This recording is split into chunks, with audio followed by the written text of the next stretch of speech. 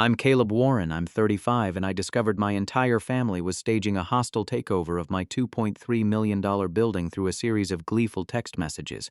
It started on a Sunday. Most people are relaxing, enjoying the last few hours of the weekend. Not me. I was in my ground floor office at the Alder Street building, hunched over spreadsheets. The smell of stale coffee and ambition hung in the air. This building wasn't just brick and mortar to me. It was 8 years of my life, of sleepless nights, of risks that paid off. It was my proof to myself and to the world that I could build something on my own. My phone buzzed, a frantic vibration against the polished oak of my desk. It was my younger sister, Chloe. Not a call, but a string of rapid-fire texts. "Kel, you need to see this now. Call me the second you read this. I'm serious." Below her messages, a screenshot loaded. It was from a family group chat I'd muted months ago, titled Warren Clan Updates. My stomach tightened. I never muted Chloe, but the rest of them? The constant stream of my brother Leo's artistic struggles and my mother's passive-aggressive inspirational quotes was too much. I zoomed in on the screenshot. My blood ran cold. It was a message from my mother, Eleanor. "Okay, everyone, let's finalize the plan for the Alder building.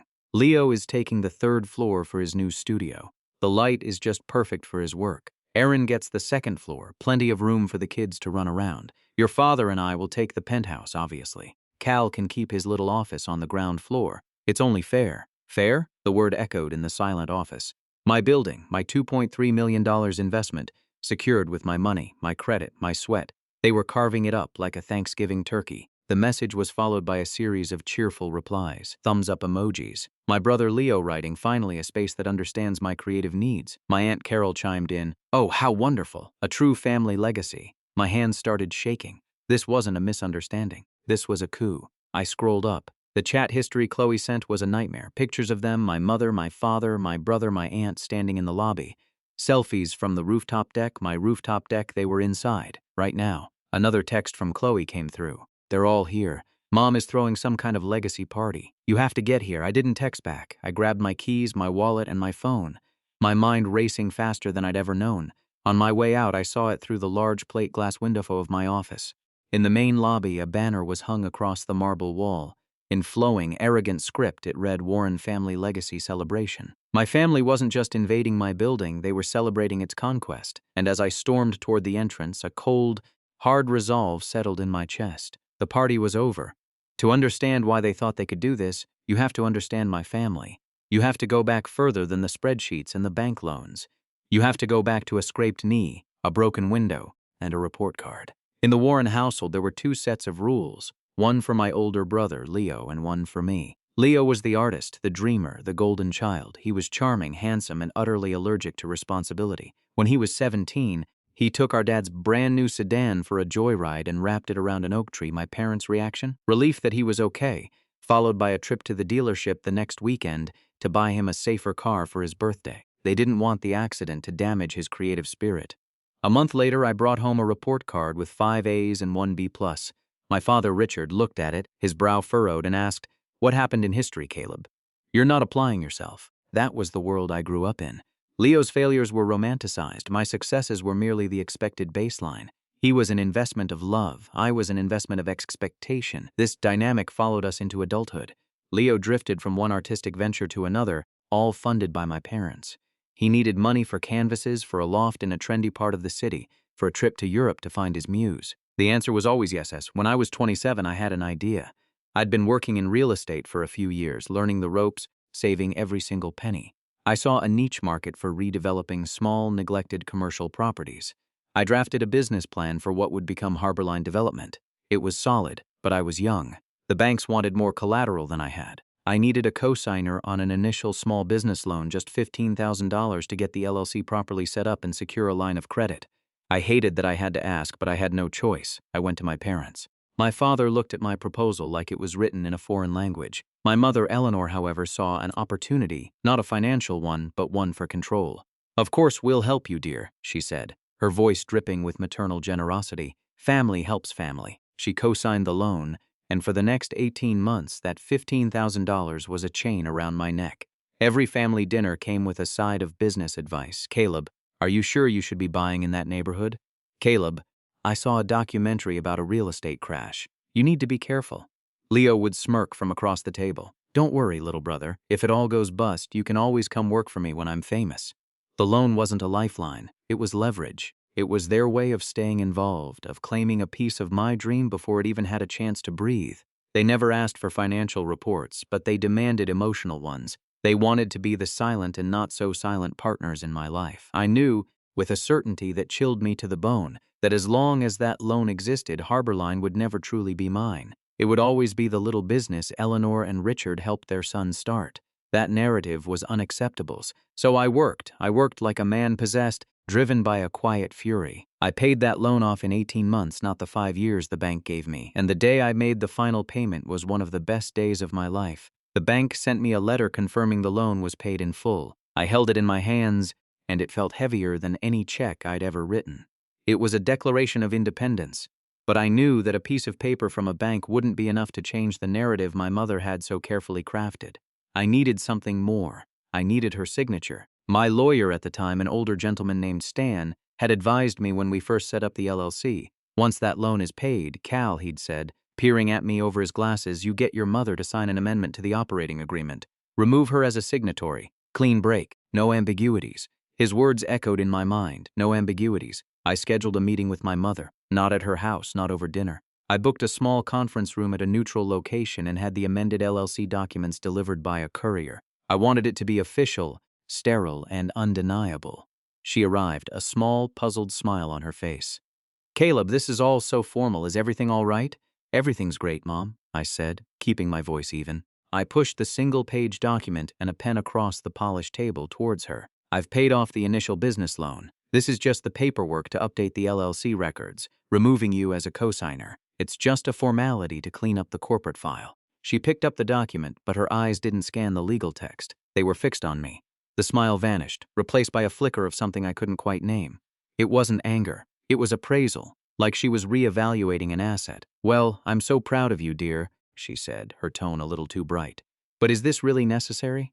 We're family. We don't need all this paperwork between us. It feels so cold." This was the moment I had to stand my ground. "It is necessary," I said firmly but respectfully. "It's for the business. Keeps things clean for taxes, for future investors, for the banks. It's standard practice." She let out a small, theatrical sigh. "If you insist. It just seems like you're trying to push your mother out." The words were designed to be a guilt trip, a final test of her leverage. I didn't take the bait. I just looked at her, my expression unwavering, and slid the pen a little closer to her hand. "It's just business, Mom." She held my gaze for a long moment, then picked up the pen. Her signature was a flourish of elegant loops and sharp angles. As she signed, she said something I would never forget. "You know, your father and I always thought of this as a family inheritance you were building, something for all of us. I didn't know it then, but that single sentence wasn't an expression of pride. It was a statement of intent." She signed the paper, officially severing her legal tie to my company, but in her mind she was just letting me borrow it for a little while longer. She slid the document back to me, the ink still wet. "There, all done. Now, are you going to take your mother out for lunch?" I did, and through the entire meal I felt a sense of unease, a feeling that I had won a battle. But the war was far from over. I just had no idea what battlefield she would choose next. Back in the present, I was barreling down the interstate towards the Alder Street building, my knuckles white on the steering wheel. The sterile memory of my mother signing that document felt like a lifetime ago. That legal piece of paper was my shield, my proof, but what good was a shield when the enemy was already inside the castle walls?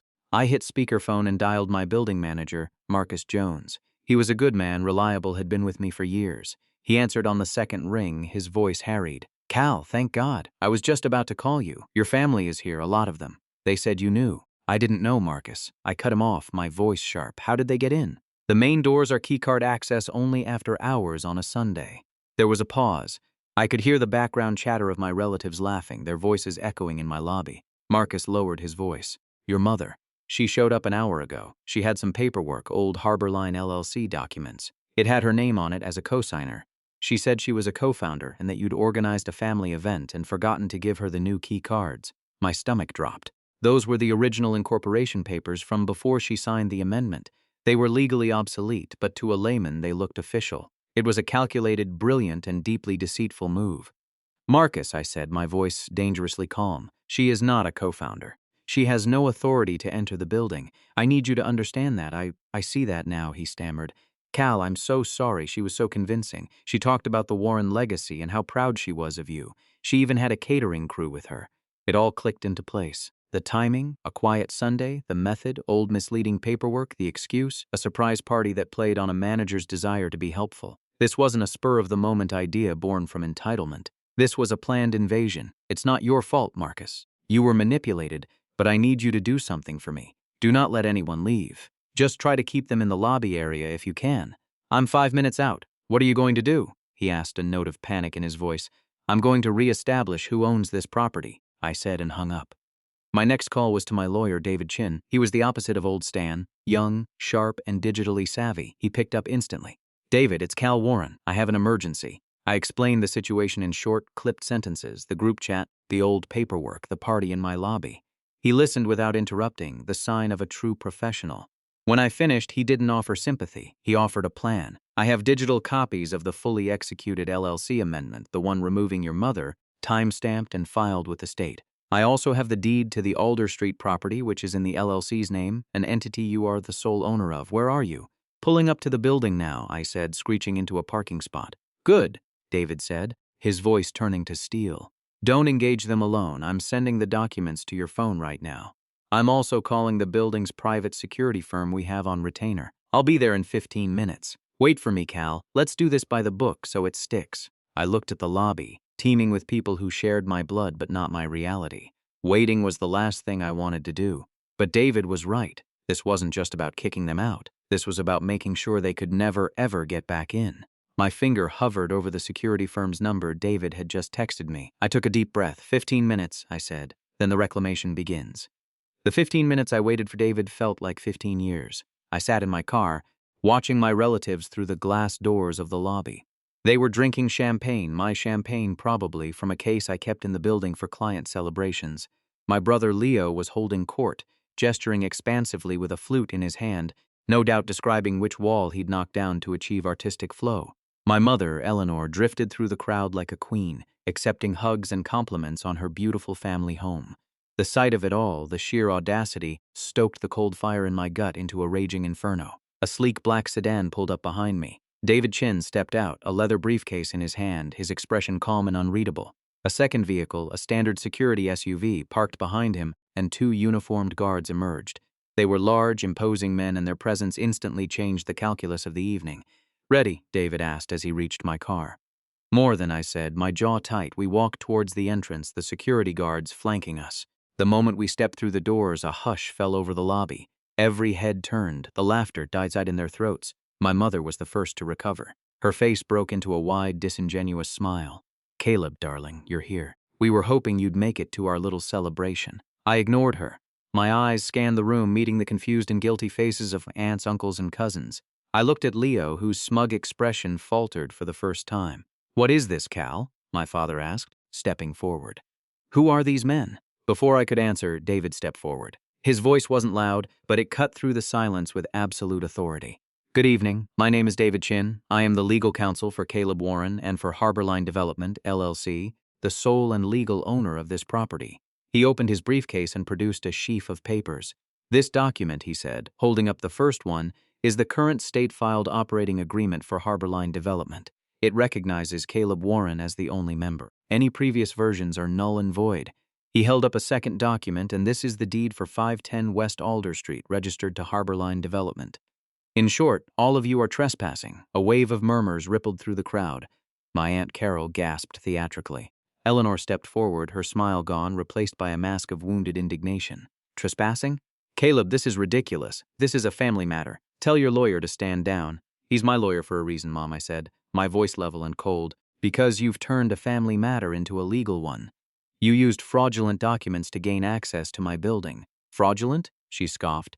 I helped you start this company. That paper had my name on it, and then you signed another piece of paper that took your name off it. David interjected smoothly. A legally binding one. Leo pushed his way to the front. This is insane. You're really going to kick your own family out onto the street. You weren't on the street. I shot back. You were in my penthouse, planning renovations. The 2 security guards took a step forward, their presence a silent, undeniable command. My mother played her final card. Tears welled in her eyes. I can't believe you're doing this. After everything we've done for you, you're choosing money over your family." I looked her straight in the eye. The years of feeling second best, of having my achievements minimized, of being the responsible one while my brother was coddled, it all coalesced into a single moment of clarity. "No, Mom," I said, and the words felt like they were forged in iron. "I'm choosing ownership. I'm choosing the truth. The party is over. You all have 5 minutes to gather your things and leave." No one argued. The sight of the guards, the finality in my voice, the undeniable authority of the documents in David's hand. It was a combination they couldn't fight. In complete silence, they began to shuffle out, grabbing their coats and purses. The banner celebrating the Warren family legacy now seemed like a bitter joke. As my mother passed me, her face a mixture of fury and shock, she whispered, "You will regret this." I didn't flinch. I just watched them go until the lobby was empty, almost empty. The heavy glass doors swung shut, leaving a profound silence in their wake. The lobby, which moments before had been filled with the buzz of a phantom victory party, now felt vast and empty. The only sounds were the hum of the ventilation and the distant city sirens. David was on the phone with the security firm, arranging for an overnight watch. Marcus, the building manager, was standing by the reception desk, looking pale and shaken. And in the center of the room, looking small and lost, was my sister, Chloe. She hadn't left with the others. While they had filed out in a cloud of resentful silence, she had remained behind, wringing her hands, her eyes filled with a conflict I knew all too well. "You didn't have to stay," I said, my voice softer than it had been all evening. Tears streamed down her face. "Yes, I did," she whispered. "Cal, I am so sorry. I tried to warn you as soon as I realized what was happening." "You did?" I assured her, placing a hand on her shoulder. "That screenshot you sent, that was everything. Thank you." She shook her head, a fresh wave of tears coming. "No, you don't understand. It's worse than you think. This wasn't some crazy spur-of-the-moment idea Mom had this morning." I felt a familiar cold dread creep up my spine. "What do you mean?" Chloe pulled out her phone, her fingers trembling as she scrolled. "They've been planning this for weeks, maybe longer." She showed me her screen. It wasn't the main family group chat. It was a smaller one, a splinter group. The members, Mom, Dad, Leo, and Aunt Carol. The chat was named Project Legacy. My blood turned to ice as I read. There were messages dating back over a month. They weren't just planning a party, they were orchestrating a takeover. Leo found the original LLC docs. "Mom's name is right there. That's our golden ticket. Mom, we have to time it perfectly. Wait until Caleb is distracted with that big refinancing deal he mentioned. He'll be too stressed to fight back properly. Aunt Carol, make sure you get photos. We need to establish a narrative of this being a family enterprise from the start. Public perception is key. Dad, just be careful. I don't want this to turn into a legal mess." "Mom, it won't be a legal mess. Richard, it will be a family negotiation. He'll cave rather than risk a public fight. He's always hated confrontation." I felt sick. My own mother banking on my aversion to conflict. My brother digging up old papers like a grave robber. My aunt plotting a social media strategy. And my father, my quiet, non-committal father, offering a weak word of caution before letting it all happen. This was premeditated. They had targeted my moment of vulnerability. The refinancing deal was the biggest step forward for my company in 3 years. They knew it was a delicate, high-stakes negotiation. They had weaponized their knowledge of my life against me. They were going to squat, I said, the realization hitting me with the force of a physical blow. They were going to move in, change the locks, and dare me to evict them, counting on me to settle, to give them a piece of the company or a floor in the building just to make the public humiliation go away. Chloe nodded, wiping her eyes. They were talking about lawyers, about how to frame it as a dispute over a verbal agreement from years ago. They thought you'd pay anything to avoid a scandal, especially with your investors watching. I handed the phone back to her, my mind reeling. The betrayal was so much deeper, so much more venomous than I had imagined. This wasn't about entitlement, this was about extortion, and they had just shown me how far they were willing to go. David finished his call and walked over, his face grim. "Security is set for the night. I'm also recommending we get a locksmith here first thing in the morning to change every single lock and reprogram all key cards." "Do it," I said, my voice devoid of emotion. "Do it all. And David," I added, meeting his eyes, "start preparing a case. I don't think this is over." He nodded slowly. "I think you're right." The next 24 hours were a blur of calculated action. At 8 a.m. Monday, a team of locksmiths descended on the Alder Street building, replacing every lock from the main entrance to the rooftop maintenance closet. Every key card was deactivated, and a new encrypted system was put in place. By noon, the building was a fortress, accessible only to me, my staff, and our tenants. I felt a grim sense of satisfaction. I had secured the physical territory, but I had severely underestimated my family's next line of attack. The battlefield was about to shift from the physical world to the digital one. Started around 7 p.m. Monday night, my phone began buzzing with notifications. Friends from high school, distant cousins, former colleagues, all sending me the same link with a simple message. Dude, have you seen this? It was a public Facebook post from my brother Leo. It featured a sepia-toned photo of our family from years ago, all of us smiling awkwardly at a holiday dinner. The caption was a masterpiece of manipulative fiction. Some of you know that my family helped my younger brother Caleb start his real estate business years ago. He wrote, "We poured our hearts, our savings, and our support into his dream, hoping to build a legacy for the whole Warren family. We were so proud, but success changes people." Yesterday, with no warning, Caleb brought in lawyers and security guards to throw his own mother and father out of the building they helped him build. He's choosing profits over people, bricks over blood. I'm heartbroken to see what he's become, but we won't be silenced. The post was a work of art. It painted me as a heartless corporate villain and them as the salt of the earth family I had betrayed. It was filled with carefully chosen, emotionally charged words: hearts, savings, legacy heartbroken. It conveniently left out the part about the group chat, the trespassing, and the attempted extortion. The comments section was a cesspool of outrage. People who had only ever heard my mother's side of any story were chiming in with their support. "Eleanor is the sweetest woman I know. I can't believe her own son would do this. Leo, stay strong. Some people forget where they came from. This is what happens when people get a little money. So sad." Then my Aunt Carol joined the fray, sharing Leo's post with her own commentary. I was there. I saw it all. Poor Eleanor was just trying to bring the family together. Caleb's coldness was terrifying. This is a story about greed and a broken family. He should be ashamed. It was a coordinated PR assault. They were controlling the narrative, framing the entire incident to make me the aggressor. My phone was blowing up. My professional LinkedIn page was suddenly getting views from people in my mother's social circle. They weren't just airing dirty laundry. They were trying to publicly shame me into submission. I wanted to respond. I wanted to type out a furious rebuttal, posting the screenshots from the Project Legacy group chat, detailing every lie, every manipulation. I had the truth on my side. I called David. My voice was shaking with rage. "They're trying to ruin me. They're posting lies all over the internet." "I know. I'm looking at it right now," he says it, his voice a calming anchor in my storm of fury. "And you are not going to respond. Not a single comment, not a single post. You will remain silent. I exploded. "David, they're calling me a monster. This could damage my reputation. It could affect the refinancing deal." "That's exactly what they want," he said patiently. "They want to drag you into a mudslinging contest online where facts don't matter and emotion is everything. They know your mother can play the victim better than anyone. We are not going to fight them on their turf. We're going to fight them on ours, with facts, with documents, and in a courtroom if necessary. For now, you say nothing. Let them show their entire hand." Hanging up the phone was one of the hardest things I've ever done. Every instinct screamed at me to defend myself, but I trusted David. So I sat there in my silent, secure building and watched as my own family systematically tried to tear down my name, one lie at a time. And the worst part was, I had a sinking feeling that this was just the opening salvo. The social media campaign wasn't just a random act of spite. As the week wore on, I realized with a dawning horror how surgically precise their timing had been. The climax of my multi-million-dollar refinancing deal for Harborline was a final presentation scheduled for that Friday. The meeting was with a consortium of investors led by a man named Robert Harrison, a sharp, old-school financier who valued stability and reputation above all else.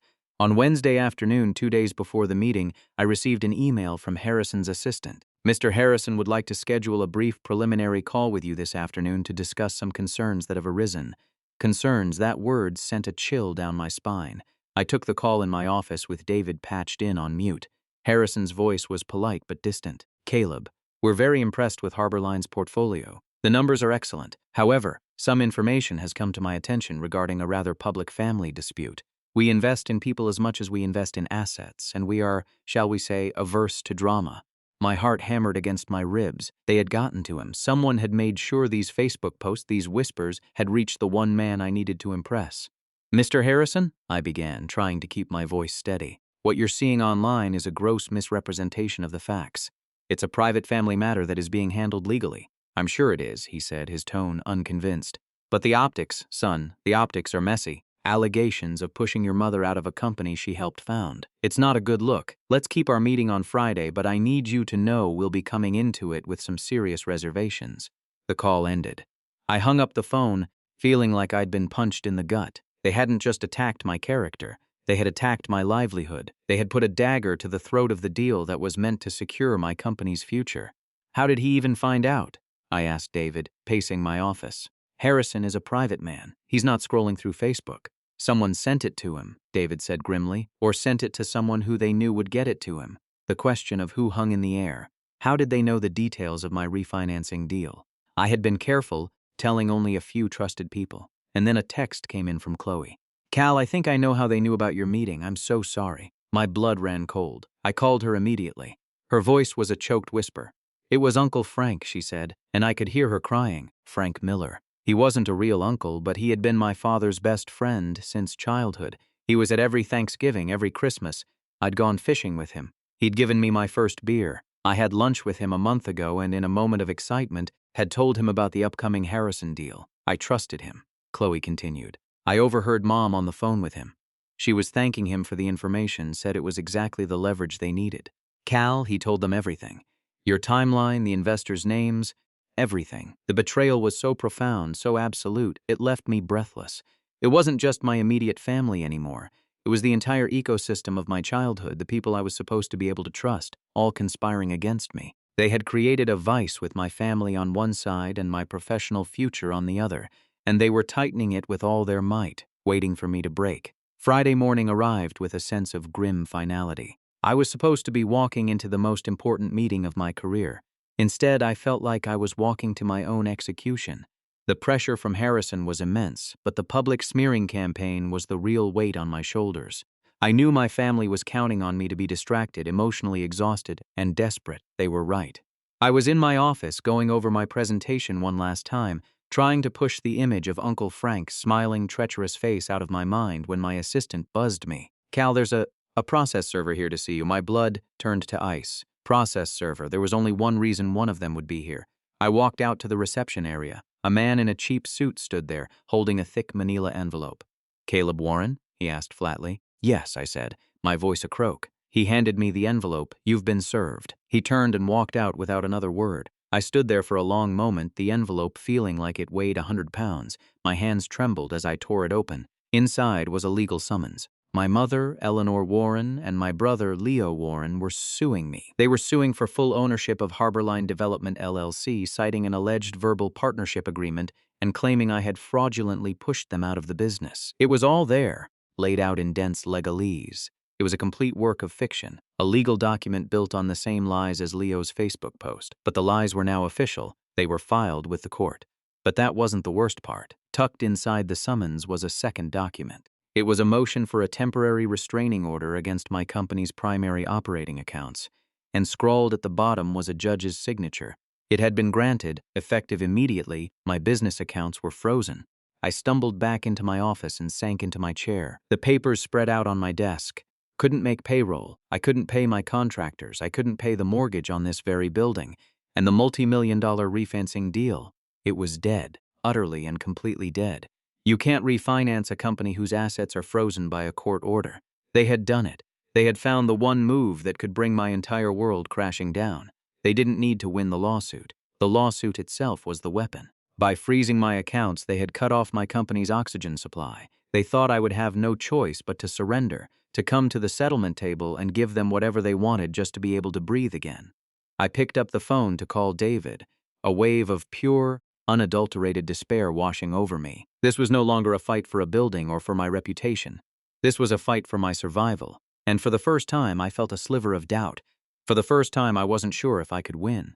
The weeks leading up to the preliminary injunction hearing were the longest of my life. My company was paralyzed.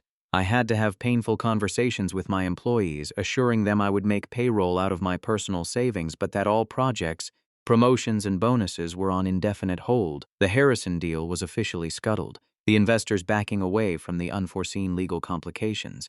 Every day was a new battle just to stay afloat. My family, meanwhile, was on a media tour. My mother gave an interview to a local news blog, dabbing at her eyes with a handkerchief as she spoke of her stolen legacy. The headline read, "Local Mother Fights Son for Family Business." The court of public opinion was convicting me without a trial. The day of the hearing arrived. The courtroom was small and stuffy. I sat beside David at one table. Across the aisle sat my mother, my father, Leo, and their lawyer, a man named Arthur Vance. Vance was exactly the kind of lawyer you'd expect. Slicked back hair, an expensive suit, and a smile that never reached his eyes. He specialized in messy family business disputes, which meant he specialized in turning emotion into a weapon.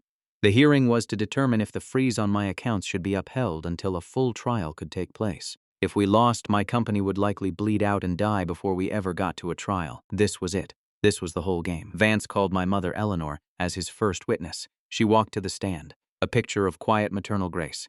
Vance handled her with theatrical gentleness. "Mrs. Warren," he began, his voice soft, "could you please tell the court about the founding of Harborline Development?" "Of course," she said, her voice trembling slightly for effect. "My son, Caleb, he was so ambitious, I was so proud.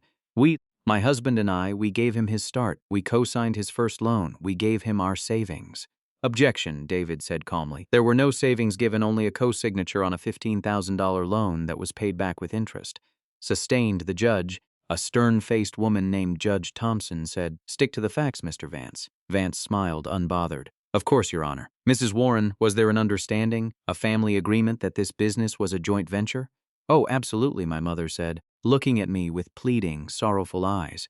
"We always talked about it as our family legacy, something we were all building together. I never dreamed my own son would use some legal trick, some piece of paper to push me out, to take everything for himself." She started to cry softly. It was a role of the loving, naive mother betrayed by her cold, calculating son. Vance was letting her paint a picture for the judge, a picture of familial trust torn apart by corporate greed. I sat there, my hands clenched into fists under the table. I wanted to scream. I wanted to stand up and call her a liar. I could feel the judge's eyes on me, her expression unreadable. I knew how this looked. It looked bad. David remained perfectly still beside me. He didn't seem rattled. As Vance finished his saccharine, sweet examination, David's phone, which was lying face down on the table, gave a soft buzz. He glanced at it. It was a text from Chloe. He slid the phone towards me. The text read, "I've got something. This is bad. Mom and Leo were talking in the hallway before the hearing. I recorded it. Sending the file now. I'm so sorry you have to hear this." A small audio file was attached. My heart pounded. David gave me a slight nod. He stood up to begin his cross-examination. "Mrs. Warren," David started, his voice respectful. "You testified that you believed you were a partner in this business. Is that correct?" "Yes," she said, dabbing her eyes. "In my heart, I always was. And you feel that your son, Caleb, has cheated you out of your rightful share of this family inheritance?" "Yes," she whispered. "He's broken my heart." I watched as the audio file finished downloading on David's phone. He calmly plugged a small cord into his laptop. "Your Honor," he said, turning to the judge, "I believe I have a piece of evidence that speaks directly to Mrs. Warren's true motivations." "With your permission," Judge Thompson looked intrigued. "Proceed, Mr. Chun." Vance shot to his feet. "Objection. We haven't seen this evidence." "It was just obtained," David said smoothly, "and it is a direct rebuttal to the witness's testimony." The judge waved Vance down. "I'll allow it." A palpable tension filled the courtroom. My mother shifted on the witness stand, her mask of sorrow momentarily replaced by a flicker of confusion. Leo and my father leaned forward at their table. Arthur Vance looked like he'd swallowed a lemon. David walked calmly to his laptop. "Mrs. Warren," he began, "let's start with the paperwork you found so cold and unnecessary." "Your Honor, I'd like to present Defense Exhibit A." The screen on the wall flickered to life. It was a high-resolution scan of the LLC Operating Agreement Amendment. My mother's elegant flowing signature was at the bottom, right next to a notary's official stamp. "Mrs. Warren, is this your signature?"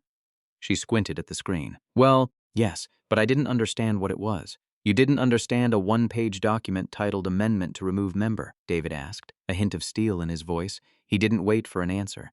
"Now let's move on to the events of 2 Sundays ago. You testified that you were hosting a simple family gathering." "Your Honor, Defense Exhibit B," the image changed. It was a still frame from the security camera in my lobby. It showed my family, champagne glasses in hand, standing under the Warren Family Legacy Celebration banner. Then David hit play. The video was silent, but the images spoke volumes. It showed my brother Leo and my father using a tape measure in the penthouse. It showed my Aunt Carol pointing out spots for new furniture. It showed my mother directing a catering staff like she owned the place. It didn't look like a party. It looked like an occupation. My mother's face went pale. Vance was on his feet again, sputtering objections, but the judge just waved him off.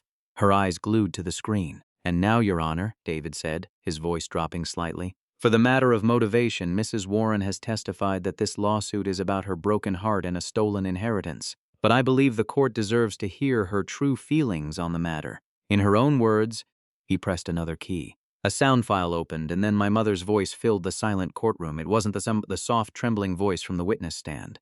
This was her real voice, sharp, conspiratorial, and dripping with contempt. Audio recording, Eleanor. Stop worrying. Leo. The lawsuit is just to apply pressure. We freeze his accounts. He starts to panic. He'll settle before this ever gets to a real trial rather than risk his reputation with those fancy investors of his. Audio recording, Leo. You're sure he'll cave? Audio recording, Eleanor. Please. He's my son. I know his weaknesses. He hates the scene. We just have to make the scene big enough, and he'll pay anything to make it go away. A few million, a permanent salary for you. It's all on the table once he's desperate enough. This isn't about winning in court, darling. It's about winning the negotiation. The recording ended. Absolute, bone-deep silence. You could have heard a pin drop on the worn courthouse carpet. I looked at my family's table. My father looked like he had been turned to stone. Leo's face was a mess of shock and fury, his mouth hanging open. Vance was staring at his client, his professional mask completely gone, replaced by pure, unadulterated horror. He had been played, too. But my mother, I will never forget the look on my mother's face. The mask of the gentle, wronged matriarch dissolved. What was left was cold, hard fury. The look in her eyes was not of a mother at her son. It was the look of a predator whose prey had just turned around and ripped out its throat. The spell was broken. The truth, in all its ugly, undeniable glory, was out. Judge Thompson slowly took off her glasses and rubbed the bridge of her nose. She looked at my mother on the witness stand, then at Vance, then at me. Her expression was thunderous. "Mr. Vance," she said, her voice dangerously quiet, "do you have anything at all to say for your clients?" Arthur Vance opened his mouth, then closed it. He slowly shook his head and sat down, defeated. This is the moment that changed everything, when I finally took back control of my life. Judge Thompson put her glasses back on. She surveyed the room, her gaze lingering on my mother, who sat frozen on the witness stand, all pretense stripped away. The silence stretched on, thick with the fallout of the audio recording. When the judge finally spoke, her voice was like the cracking of a glacier, cold, immense, and unstoppable. "In my 15 years on this bench," she began, her eyes boring into my mother and then her lawyer, "I have seen a great many frivolous lawsuits. I have seen family disputes weaponized for financial gain, but rarely have I witnessed such a blatant, premeditated, and malicious abuse of the judicial process."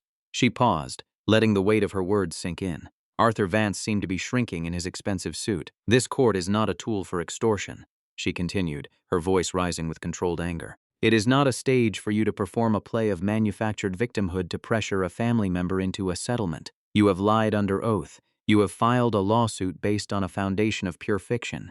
You have deliberately and with malice of forethought sought to cripple a legitimate business for your own selfish gain." She turned her attention to Vance. "And you, Mr. Vance, while I will grant you the slimmest possibility that you were unaware of the depth of your client's deception, your failure to perform basic due diligence is an embarrassment to your profession. You took this case on contingency, I presume, hoping for a quick, lucrative settlement." Vance could only manage a slight, defeated nod. "Let this be a very expensive lesson for you," Judge Thompson said sharply.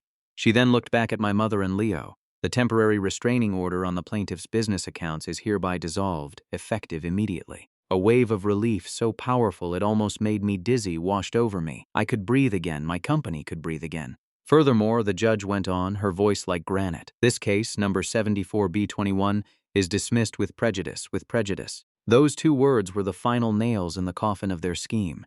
It meant they could never, ever file this lawsuit against me again. It was overdone.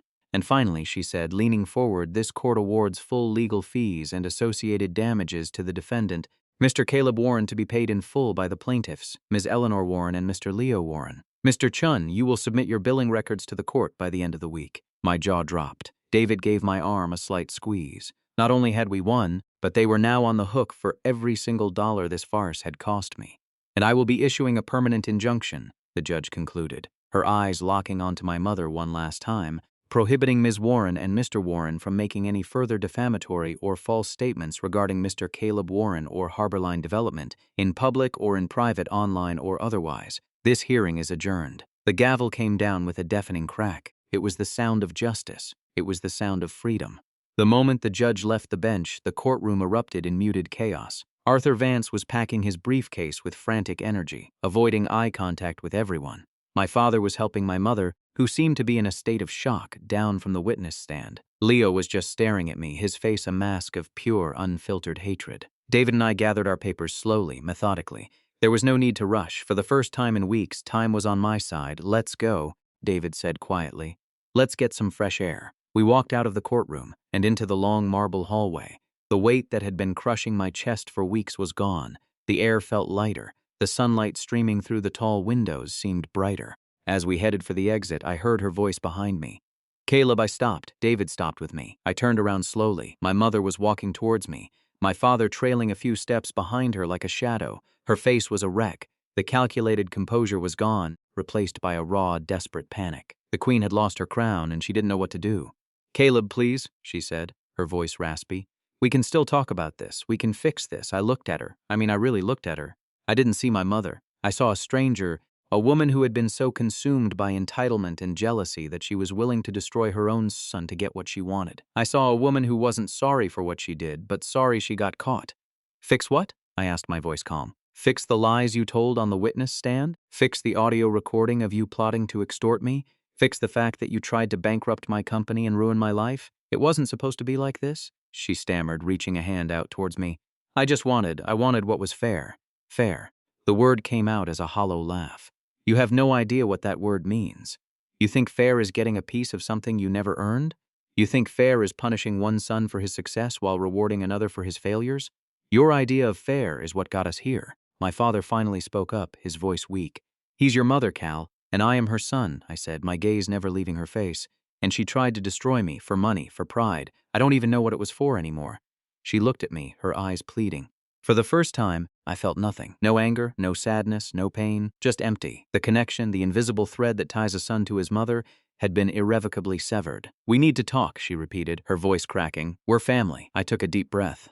"No," I said, and the single word was the heaviest and lightest thing I had ever uttered. "There's nothing left to talk about." I turned my back on her, on both of them, and with David by my side, I walked out of the courthouse and into the sunshine, and I did not look back. The 6 months after the court case were like waking up from a long, suffocating nightmare. The first order of business was unfreezing my life. With the court order in hand, David had the hold on my accounts lifted within hours. The feeling of seeing my company's finances flowing again was indescribable. It was like oxygen rushing back into my lungs. The news of my victory and the dramatic details of the hearing spread quietly but quickly through the business community. Arthur Vance, I heard, had taken a long sabbatical. The local news blog that had published my mother's tearful story ran a small retraction on its back page. Robert Harrison, the investor, even sent me a short, courteous email. "Congratulations on your vindication. Perhaps we can revisit our discussion in the new year." I politely declined. I was done with people who ran at the first sign of trouble. My company needed healing. I gathered my small, loyal team and laid everything bare. I told them how close we came to the edge, and I announced that, thanks to their patience, I was not only making up all missed payroll but was issuing a survival and loyalty bonus to every single one of them. The relief in the room was tangible. We had weathered the storm together. We were more than a company. We were a crew that had survived a shipwreck. The best change, however, was Chloe. After the trial, she had a final painful falling out with our parents and brother. They accused her of betrayal, of siding against her own family. Her response was simple. I sided with the truth. She moved out of her apartment, which my parents had been subsidizing, and for a few weeks, she stayed with me. During that time, I saw a side of her I'd never seen before. She was sharp, organized, and had a brilliant understanding of public relations. Ironic, given how our family had tried to use it against me. "You know," I said to her one evening over takeout, "I need someone to handle my company's communications, someone I can trust implicitly." A smile spread across her face. "Are you offering me a job, big brother?" "I'm offering you a partnership," I said. "Let's build this thing together, the right way." She started the next Monday. As Director of Communications for Harborline Development, she was a natural. She helped me craft a new story for the company, one focused on integrity, resilience, and ethical development. Business started booming, freed from the dead weight of family drama. I was more focused and ambitious than ever. We acquired 2 new properties. We broke ground on a community-focused commercial center. We were not just surviving, we were thriving, but something still felt incomplete. The whole ordeal had started because I had to build my dream alone, without a safety net. I kept thinking about all the other young entrepreneurs out there, especially women like Chloe, who had the talent and the drive but lacked the family support or the initial capital to get started. So on the 1-year anniversary of the eviction, Harborline Development announced the launch of a new foundation, the Warren NextGen Initiative. It was a fund dedicated to providing seed capital and mentorship to young entrepreneurs who were starting businesses without family financial backing.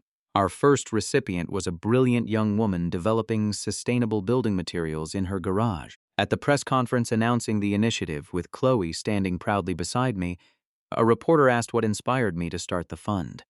I looked out at the crowd, and for the first time I told a small piece of my story. I believe that your success should be determined by the strength of your ideas and the sweat of your brow, I said, not by the family you were born into. This fund is for the builders, the dreamers, the ones who are doing it on their own. I want them to know they aren't alone. It was the best revenge I could have ever imagined.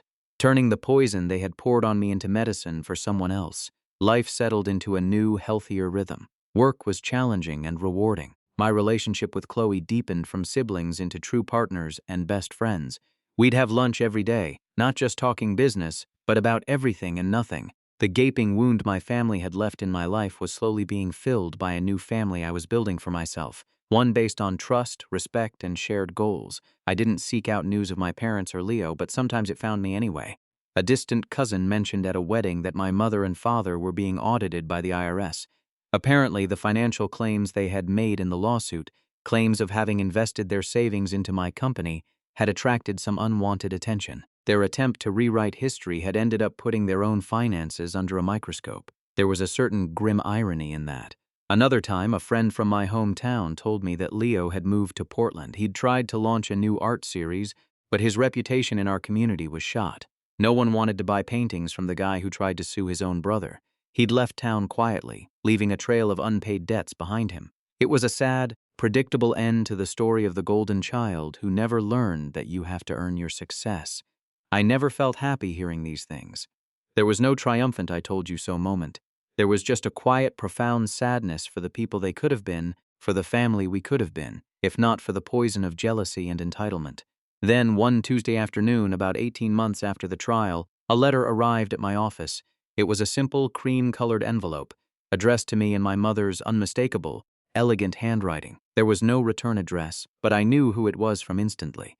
I held it in my hands for a long time. My first instinct was to tear it in half and throw it in the trash. What could she possibly have to say that would change anything? An apology? A justification? More blame? I took it into my office and closed the door. I sat at my desk, the same desk where I had first seen Chloe's frantic text messages all that time ago. I looked out the window at the bustling city. From this angle, on a clear day, I could just see the top corner of the 510 West Alder building. My building, the one that started it all. Part of me was curious. The little boy inside me, the one who had spent his whole life craving a simple good job, son, wanted to know if she was finally sorry. He wanted to believe that people could change, that his mother could see the error of her ways and want to make amends, but the man who had sat in that courtroom, the man who had his life's work threatened, the man who had listened to that cold, calculating audio recording knew better. He knew that some apologies are not about healing the other person, but about easing one's own guilt. He knew that opening that letter was opening a door I had fought so hard to close, a door that could potentially lead right back into the cycle of manipulation and pain.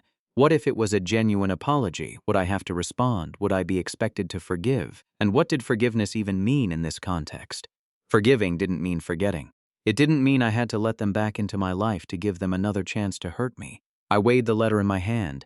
It was just paper and ink, but it felt like it contained all the weight of my past, all the hurt, all the anger, all the disappointment. After a long, quiet moment, I made a decision. I didn't open it. I didn't have to. My peace was more important than her words. I slid the unopened letter into the bottom drawer of my desk. It joined a small collection of other things, a faded photograph of a family that no longer existed, a tie my father had given me for a college graduation he barely paid attention to, a program from a school play where Leo had the lead and I was a tree. It was a box of relics from a life that wasn't mine anymore. My life was here in this office. It was in the blueprints for our next project, spread across the table. It was in the cheerful goodbye my sister Chloe called out as she left for the day.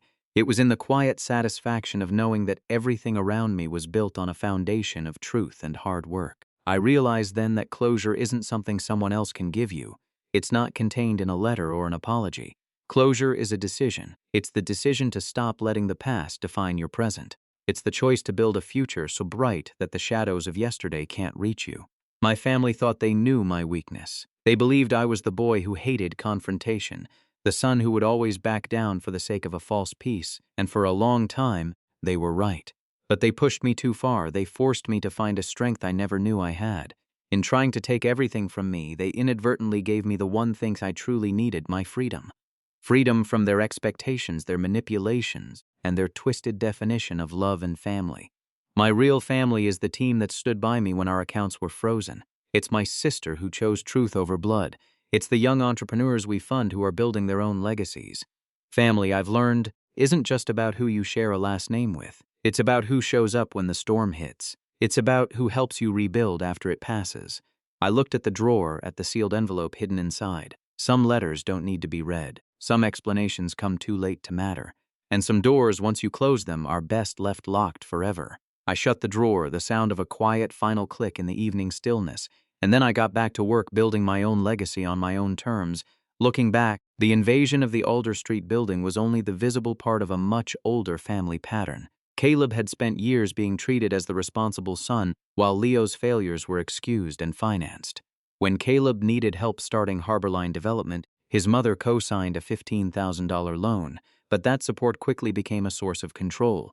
Caleb paid the loan off early and had Eleanor formally sign away any legal role in the company because he understood that unless the connection was made completely clear, his family would continue treating his work as something they had a right to claim. Years later, that is exactly what happened. Eleanor used obsolete paperwork to enter Caleb's building.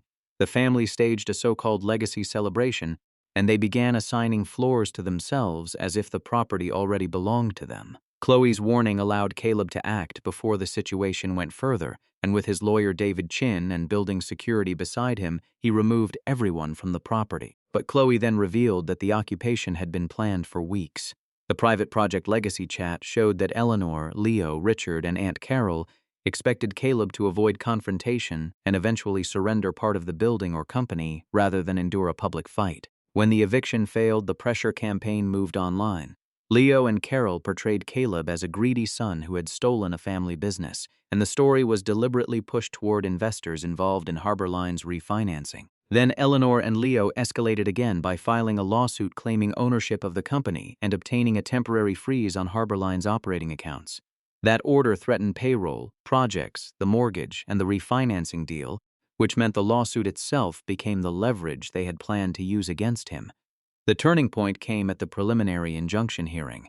Eleanor testified that Harborline had always been a shared family legacy, but David produced the signed operating amendment, security footage from the takeover party, and finally an audio recording Chloe had captured before the hearing. On that recording, Eleanor openly admitted that the lawsuit was designed to freeze Caleb's accounts, create panic, and force him into a multi-million-dollar settlement rather than win a legitimate ownership claim. Once that recording played, the entire case collapsed. The judge dissolved the account freeze, dismissed the case with prejudice, awarded Caleb his legal fees and associated damages, and barred Eleanor and Leo from continuing their false statements. Caleb walked away from his parents and chose not to reopen the relationship.